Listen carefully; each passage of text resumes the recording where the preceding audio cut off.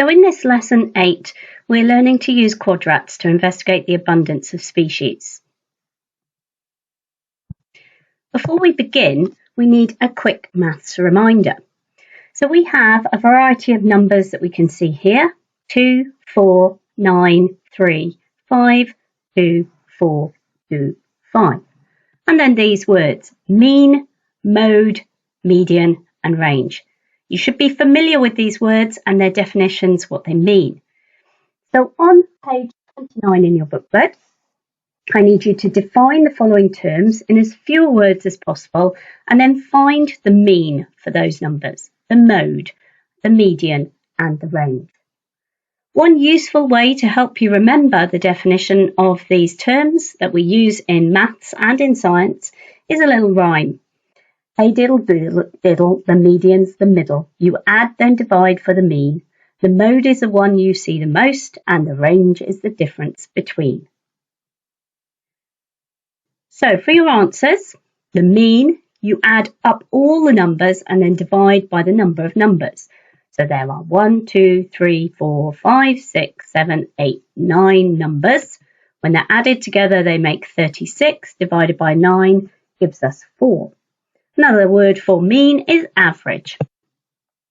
The mode is the value that occurs most often, and that is 2. We can see 2 appears 3 times here. Median is the middle value in the list of numbers when they're arranged in numerical order. So we have 2, 2, 2, 3, 4, 4, 5, 5, 9. So the one in the middle here is number 4. And range is the difference between the largest and smallest values. So the largest value being 9, the smallest being 2. 9 minus 2 is 7.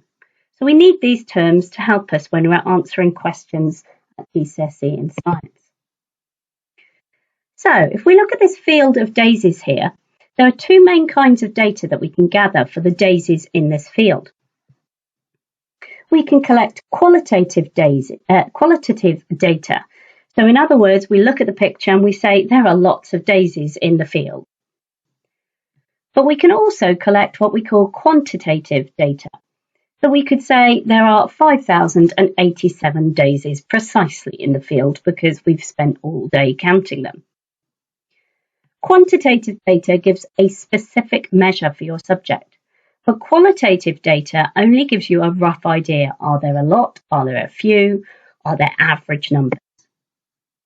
Quantitative data, therefore, is usually more useful because it's actually giving you real data of numbers. So you have 15 seconds to look at the daisies in this particular imaginary field and tell me how many daisies you think there are. So how many did you count? How did you estimate the number of daisies? Did you try to count them all, or did you just use another method? We need a quantitative estimate for the number of daisies. It doesn't have to be perfect, but it should be as close as possible to the real number. So write down your first estimate on page 30 in your booklet. And write down how you estimated or counted them or tried to count them. Here are the daisies again, but this time there is a background grid. See if this makes it easier to help you try to estimate the number of daisies in this field.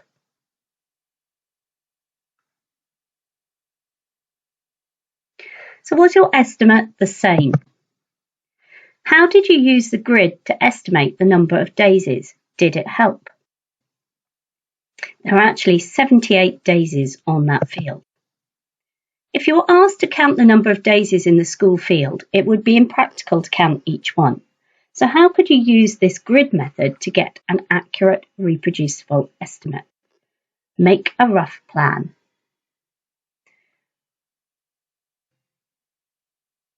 And use your plan to make an estimate for the next field. So because the grid was divided up, if you randomly pick 3 or 4 squares, count the number of daisies in them, add them up, and find out how many in 3 squares, you can work out how many squares totally on the entire page and work out roughly how many daisies there would be in the field. So in this example here, we have 4 squares across and 5 squares down. That's a total of 20 squares on this page.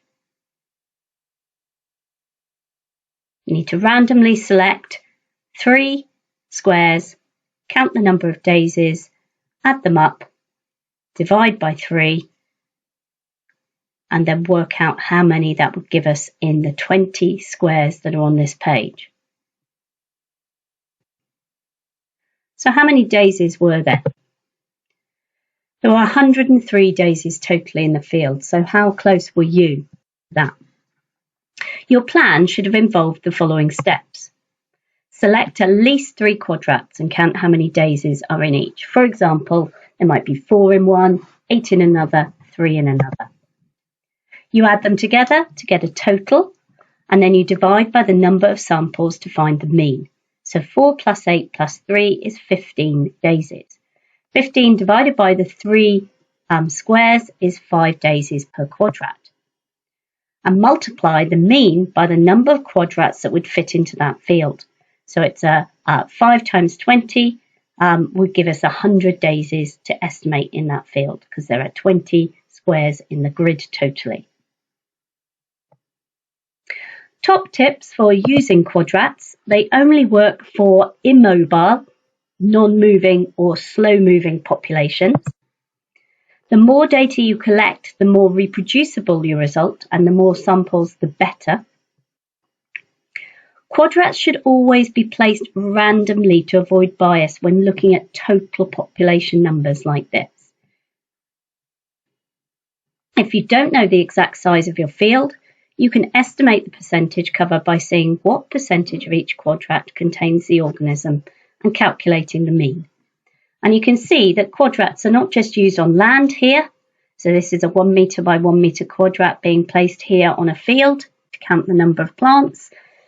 But quadrats can also be used underwater for estimating populations of corals and algae in particular areas.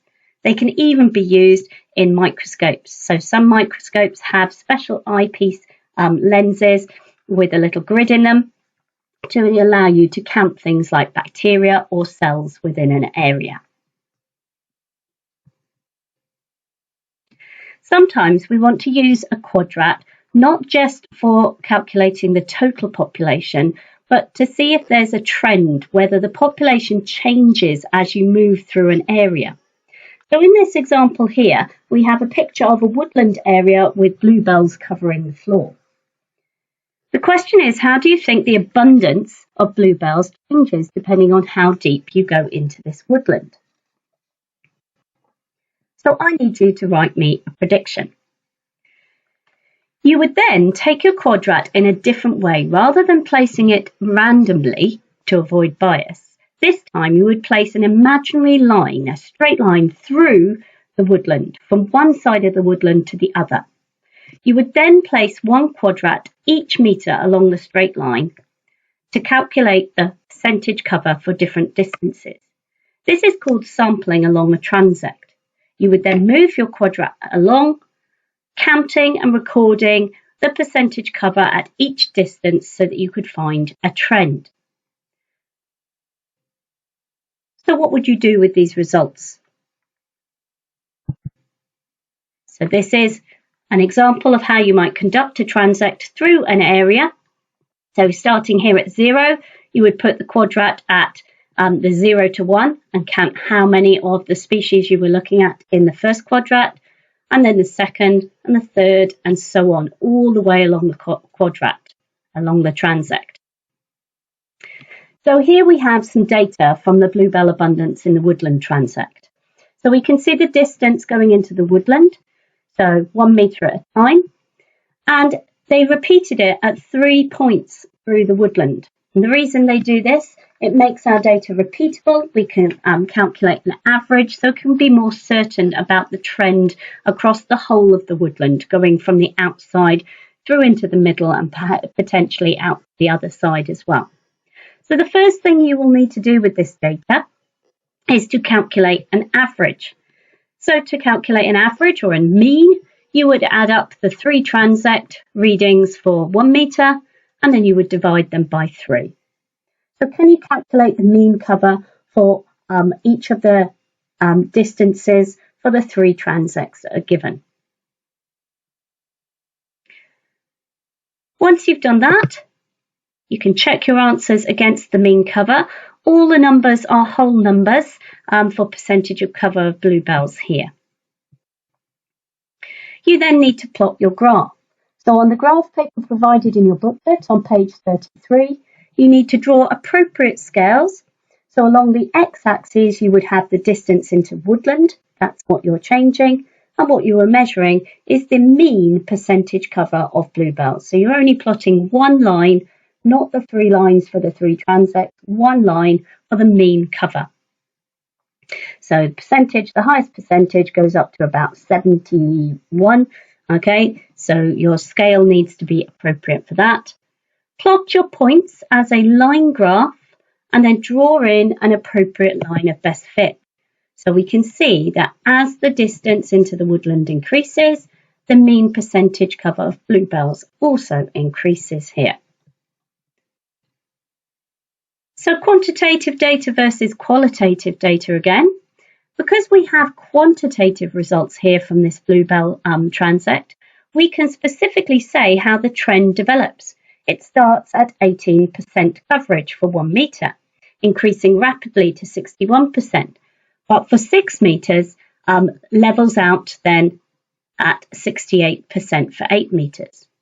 If we'd only had qualitative results, we'd only be able to say there are more bluebells the further in you go, which is not much good. We want to know exactly what's happening to our pattern of bluebells. You must include references to data when describing trends, and some of the points in our GCSE mark scheme will always be for this. So what have we learned? That physical factors can affect the distribution of organisms. So the amount of water they have, the amount of light they're getting, and this can vary at different times of the year due to the seasons. The amount of nutrients, perhaps the dead leaves from the season before have rotted down to add nutrients for the plants to use. The amount of oxygen for organisms to respire. Carbon dioxide for photosynthesis, and those levels change throughout the day. And temperature. The quantitative data on the distribution of organisms can be obtained by either random sampling, by placing our quadrats down randomly, so we're not biased, to estimate a number or a percentage in a certain area, or to sample along a transect to find a trend, to see if there is a pattern through a particular area for the distribution of the organism that we want to look at.